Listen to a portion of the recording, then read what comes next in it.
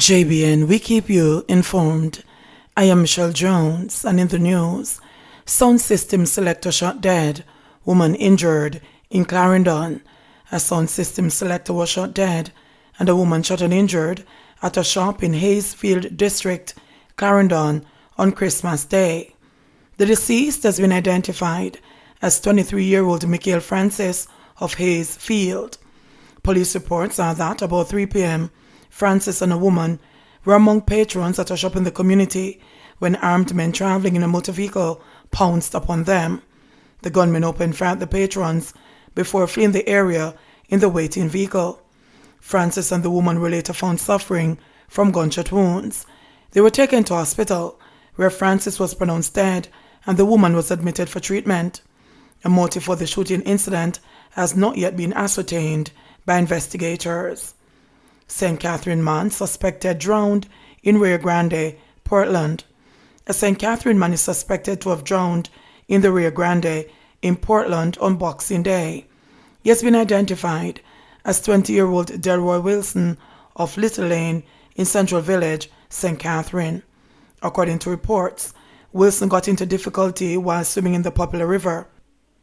He was pulled from the water in the vicinity of the Alligator Church Bridge and rushed to the Port Antonio Hospital, where he died while being treated.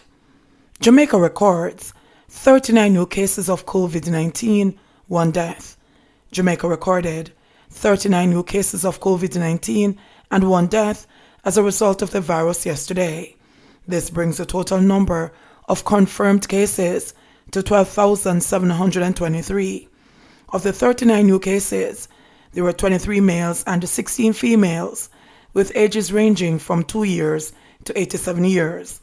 The cases were located in St. Anne, 16, Manchester, 10, Clarendon, 2, Kingston and St. Andrew, 2, St. Elizabeth, 2, St. James, 2, St. Mary, 2, Westmoreland, 2, and Hanover, 1. Of the new cases, 4 were imported. 1 was classified as a local transmission, and the other 34 are under investigation. Meanwhile, the new death is that of a 72-year-old male from Clarendon and pushes the death toll to 295. The country also recorded 138 recoveries, bringing the total number of recoveries to 10,019. Old problems haunt New Haven. A month ago, their homes were flooded with mud, debris, and filth after heavy rains caused the Duane River to overflow its banks. Now, residents of New Haven, a hard-pressed area of Mandela Highway in St. Andrew, are facing a different battle: mosquitoes.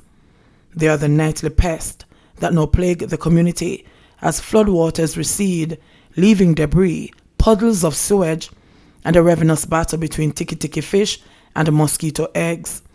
Residents are trapped in the duel as the government makes a piecemeal of a drainage plan to tackle the New Haven flooding situation, charged Norman Perry, councillor for Duane Park, within which New Haven falls. A comprehensive plan for the rehabilitation of the drainage system for New Haven was developed under the instruction of Portia Simpson Miller from 2007. It was just before that administration left office, he charged. Now you have another party that is in power, and it may not be a part of their priority. In many communities across the length and breadth of Jamaica, you'll find that there are many plans that are sitting down, awaiting funding, and there's little you can do outside of your member of parliament making representation. But it all comes down to funding, says Hall, adding that work on the sewage system has started in sections of the community. My party is not in power, and so the government will have its priorities, the People's National Party aligned councillor continued. What you must understand is that with the flood damage across the island, COVID-19, and the downturn in the economy, there are going to be reasons to make excuses that the funds are not there, he argued. O'Neill Hall, Vice President of the New Haven Riverside Gardens Citizens Association, said the mosquito problem in the flood-prone community is long-standing and a health risk. We always have mosquito problems, and as you can see, part of it is because we don't have proper drainage. So flu, dengue, and those diseases affect us, especially the children, said Hall, who oversaw a Christmas roadwork initiative last Thursday. The river swamped out a whole section of the community, and we keep dumping that section. So when we see the trucks passing with old broken up material, we take it and come and dump it down here. That is how we try to raise the land and also get rid of the mosquitoes, he explained. Flooding from heavy rain and repeated dumping of the area have turned once recognizable roadways into dirt tracks. Riverside Drive, Queensborough Avenue, Emerson and Duane Terrace are among a few of the communities where residents were affected by floods in October this year, as the island was impacted by a number of weather systems, including Hurricane Eta. Many residents were left without a place to stay, as their homes were either still inaccessible days after the prolonged rains had ended or had been extensively damaged by the flood. New Haven is one of the most peaceful communities. It is one of the best around here when you talk about crime, but when it comes down to infrastructure, it is one of the worst, noted Michael Kelly, questioning the late commencement of government Christmas work in the area. Crowds flock KFC Junction amid calls for a drive-through. Residents and at least one political representative in this booming South Central town are grateful for the increasing commercial activities, particularly in the past 2 weeks, with the opening of a KFC outlet.